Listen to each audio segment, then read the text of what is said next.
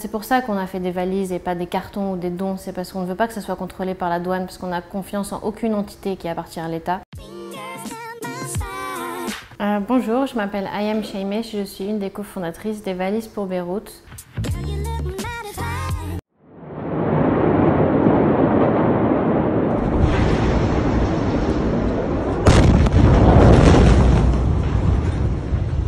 À la découverte de la nouvelle de l'explosion, les messages sont arrivés petit à petit par nos proches, etc., qui ne comprenaient absolument pas ce qui venait de se passer. Et nous, du coup, on a eu le même sentiment de notre côté, puisqu'il est très compliqué d'avoir des informations déjà sur place, mais en distance, c'est encore pire. En plus, il y va de tous les scénarios possibles directement. Donc ça a été beaucoup d'incompréhension, on était tous perdus, un peu en train de tourner en rond, je pense, chacun de son côté pour essayer de comprendre ce qui s'était passé. Et puis après, une fois qu'on a à peu près compris ce qui s'était passé, ça a été le même sentiment général pour tout le monde qui se résume uniquement à la colère.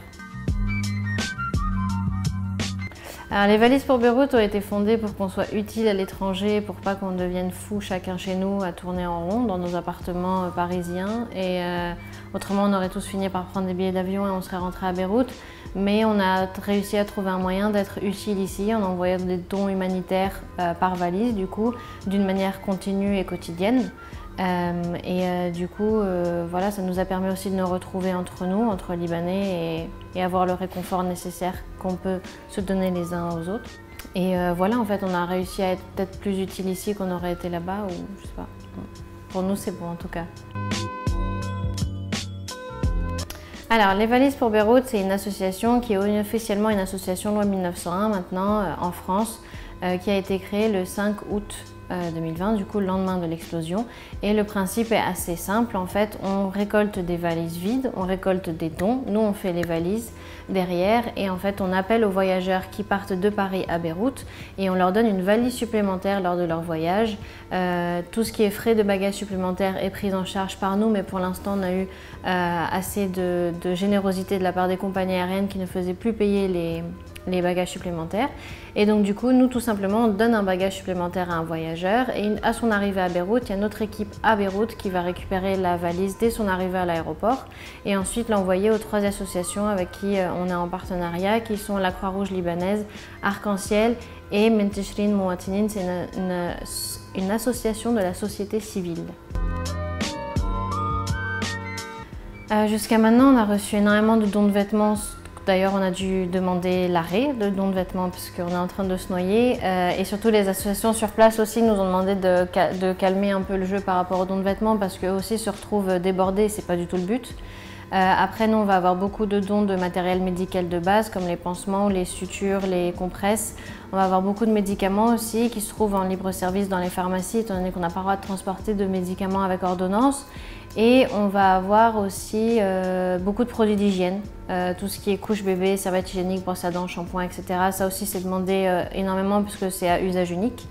Et maintenant on commence à envoyer des fournitures scolaires. Donc ça c'est ce qui part par valise. En termes de quantité, je serais incapable de vous dire. Nous je sais qu'on a envoyé plus de 5 tonnes de dons par valise.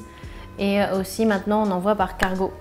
Et donc là, les quantités sont beaucoup plus impressionnantes puisqu'on envoie dans des containers d'un coup. Le plus demandé, ça va être tout ce qui est matériel médical de base, tout ce qui est masques, gants, compresses, ce genre de matériel médical qu'on ne peut utiliser qu'une fois au final. Donc c'est ça qui est demandé et qui commence à nous être demandé par les hôpitaux directement aussi. Il n'y a rien à penser puisqu'il n'y en a pas. Là, il y en a un peu plus. Le gouvernement français, une bonne réaction. Je sais qu'il y a eu beaucoup de discussions par rapport à ça, mais c'est une réaction d'aide en fait. Donc il n'y a pas que l'État français d'ailleurs qui nous a envoyé de l'aide, il y en a beaucoup. Après l'État français bien entendu est plus impliqué que d'autres vu l'historique qu'il y a entre la France et le Liban et Macron s'est déplacé 2 fois au Liban, etc. et continue d'ici à faire le nécessaire pour aider. Après je pense que c'est des réactions humaines on va dire.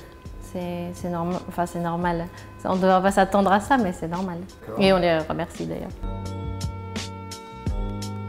La garantie de notre transparence, c'est-à-dire que nous, il n'y a aucun tiers à part nous et nous-mêmes en fait. Ça ne passe aucunement par l'État, ça ne passe aucunement par la... En fait, c'est pour ça qu'on a fait des valises et pas des cartons ou des dons. C'est parce qu'on ne veut pas que ça soit contrôlé par la douane, parce qu'on a confiance en aucune entité qui appartient à l'État.